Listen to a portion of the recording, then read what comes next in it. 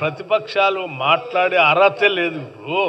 వాళ్ళు ఒక నిమిషం ఉండండి, వాళ్ళు చెప్పిన వాటిని 10 ఏళ్ళు అమలు చేయలేనటువంటి ప్రతిపక్షాలు కూడా 3 నెలలు కాలేదు, 4 నెలలు కాలేదు, మా ప్రభుత్వం మీద అమలు చేయలేదని వాటిని మాట్లాడే అర్హత కూడా లేదు వాళ్ళకి.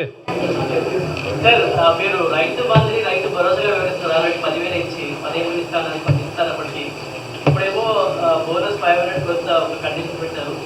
కానీ ఇప్పుడు రైతు భరోసా ఒక గ్యారెంటీని పూర్తిగా ఇంప్లిమెంట్ చేసినట్టు ప్రచారం చేసుకోబోతున్నారా? ఇచ్చాం కదా,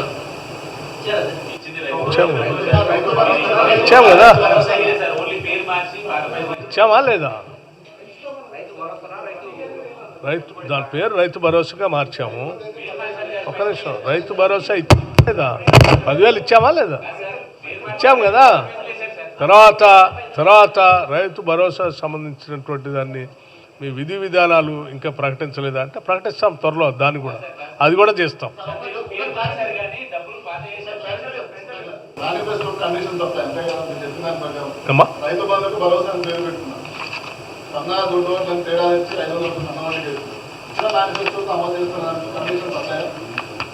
ఇచ్చినా పీరియాడికల్గా అమలు చేసుకుంటూ వెళ్తూనే ఉంటారు. మీరు రాగానే సేమ్ డే సింగిల్ డేనే అన్నీ చేయమని ఒక నిమిషం అండి. ఎవరు ప్రకటించినా